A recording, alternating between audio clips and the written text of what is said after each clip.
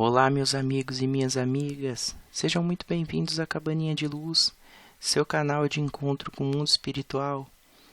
Hoje falando um pouquinho sobre uma questão que sempre é levantada nos centros espíritas e nos terreiros de Umbanda. Quantos não chegaram em uma consulta e a entidade disse: "Você é médium, você tem que trabalhar"?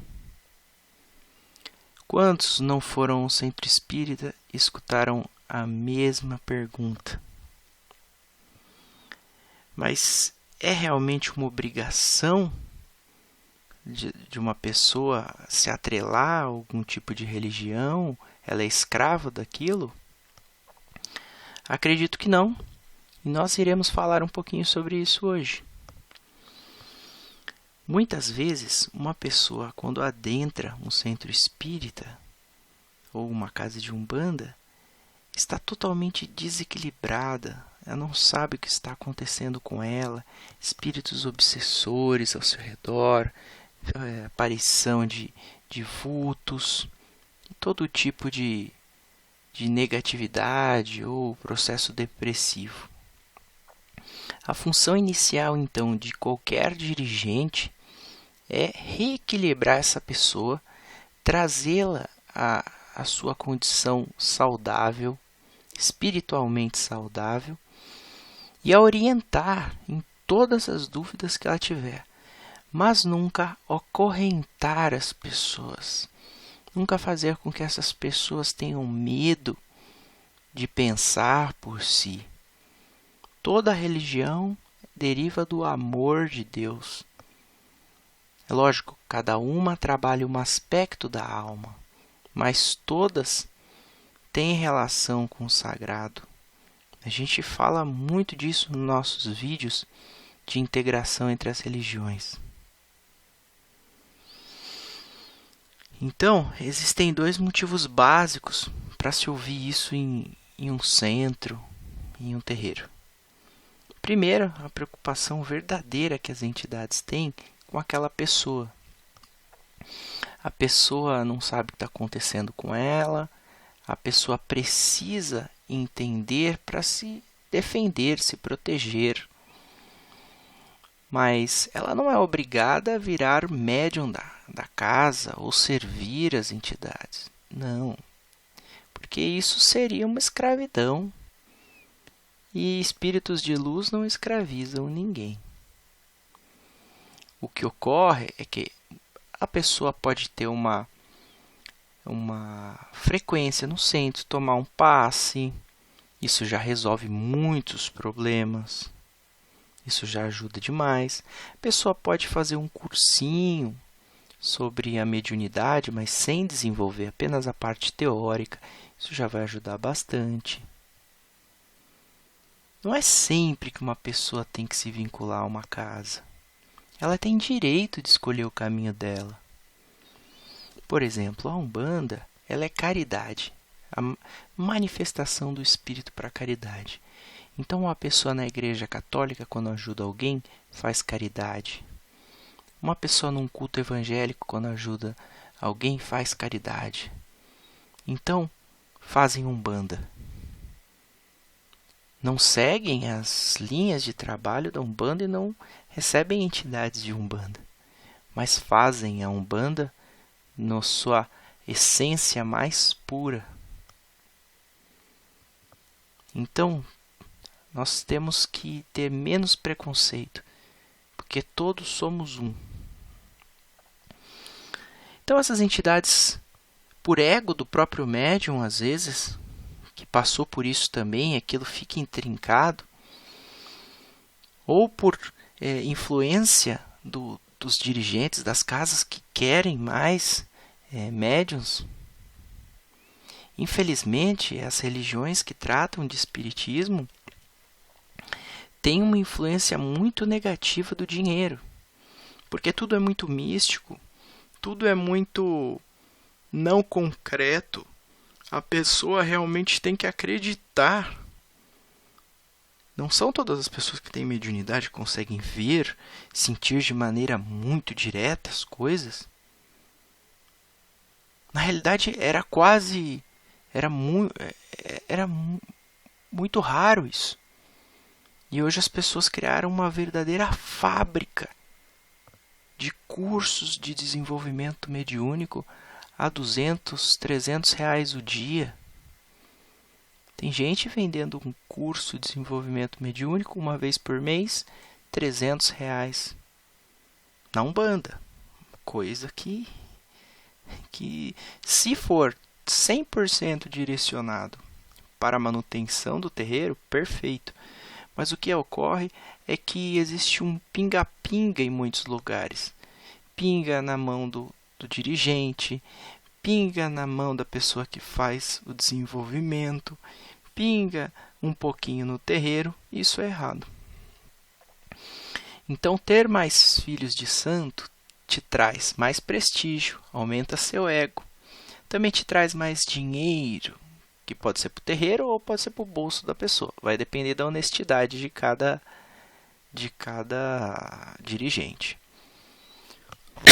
Mas as pessoas perguntam: nossa, mas a minha vida só melhorou depois que eu comecei a trabalhar, depois que eu trabalhei com as entidades, então, e elas acabam associando isso aos benefícios.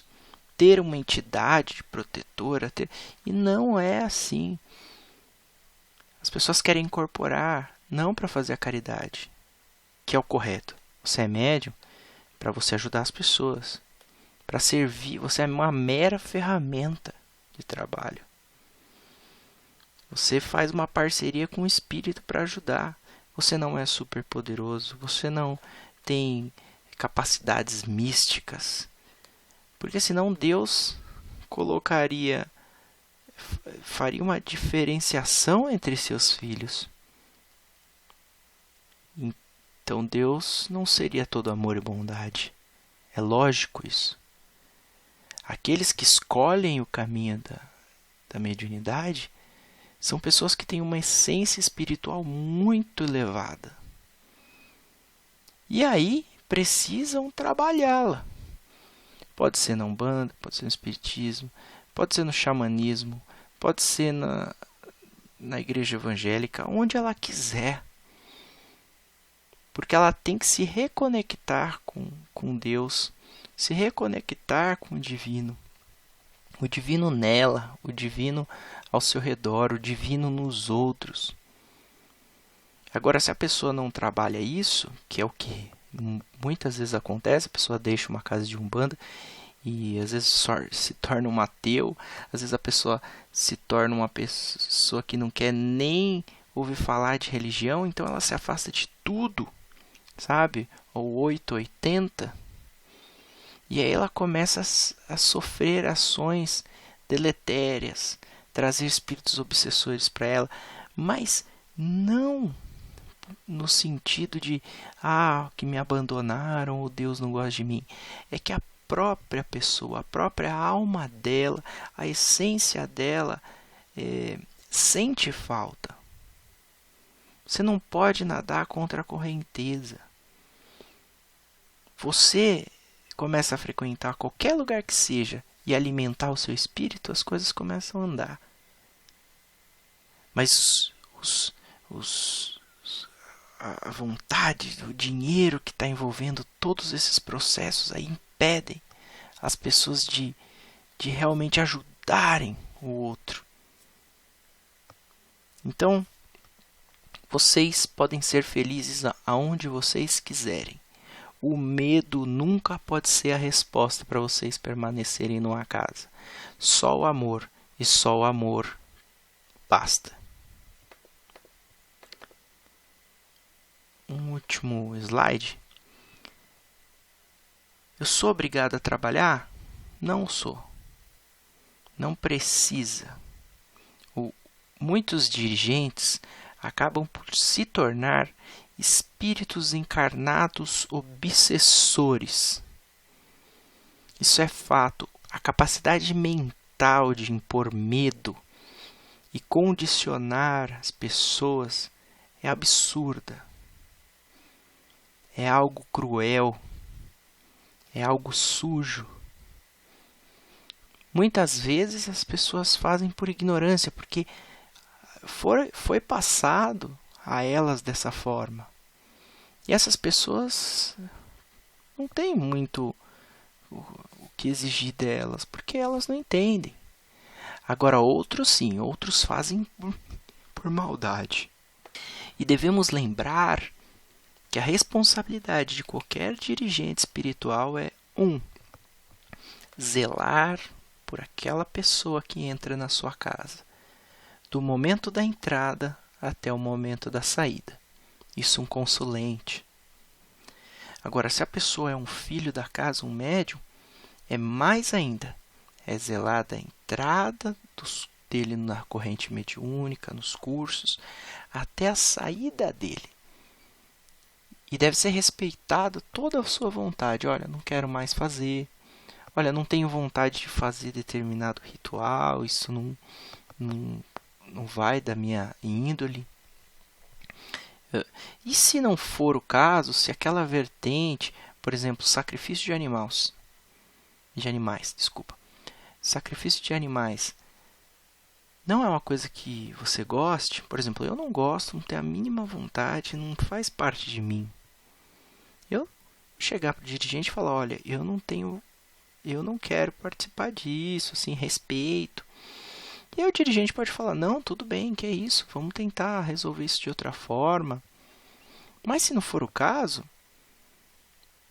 e mesmo assim você, olha, não me sinto bem nem de ficar na casa, o dirigente tem que encontrar uma outra casa para você, ou você mesmo pode falar, olha, tem aquela casa.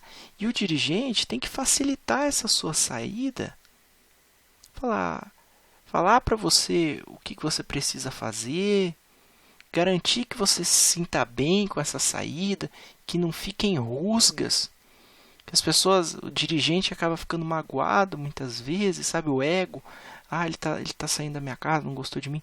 Mas não é. Deixa a pessoa tomar o rumo dela, o fluxo, os próprios orixás abençoam o fluxo de energias das pessoas.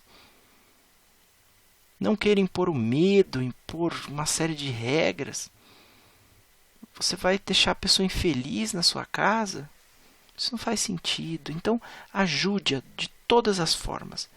Como que eu posso ser melhor? Como eu posso ajudar mais os meus filhos? Essa é a grande coisa. Deixe sempre as portas abertas, garanta isso. Porque quando a pessoa voltar para te dar um abraço, vai ser muito gostoso. Quando a pessoa falar, ô pai, como que você tá? Você vai se sentir bem.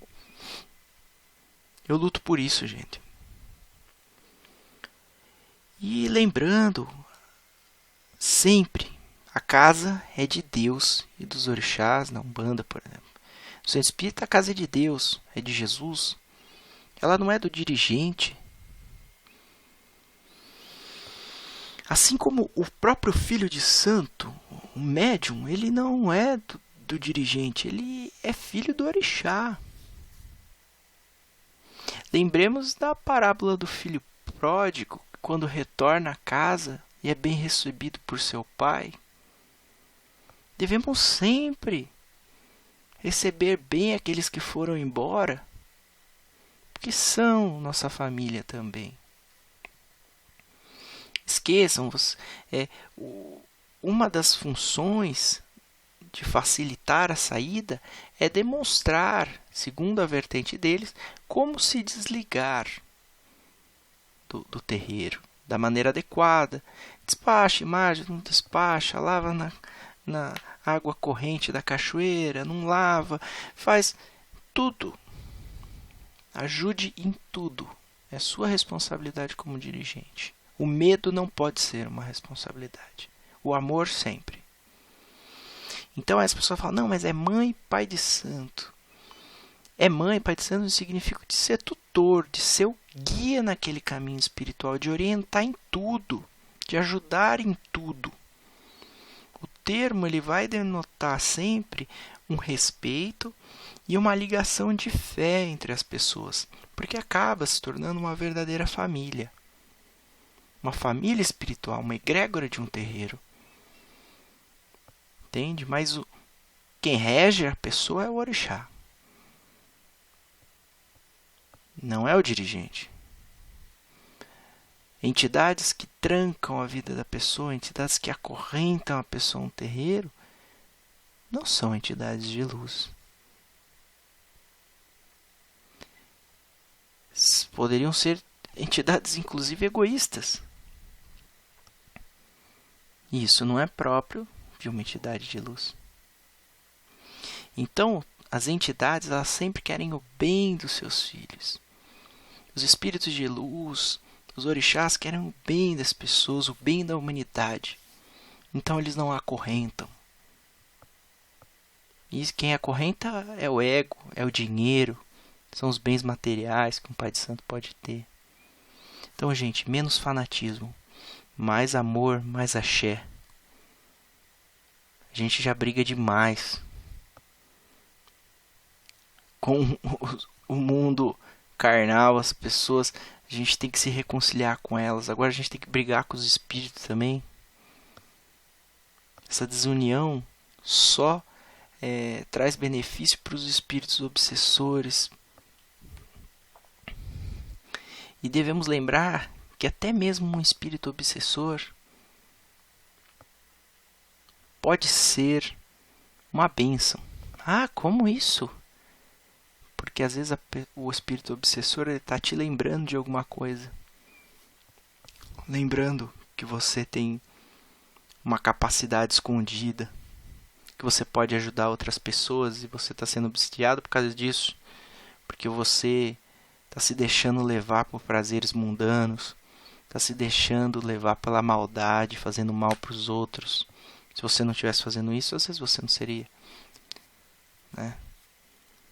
Então vamos agradecer, vamos ter gratidão e tentar entender o porquê sofremos. Um abraço, um grande beijo no coração de todos.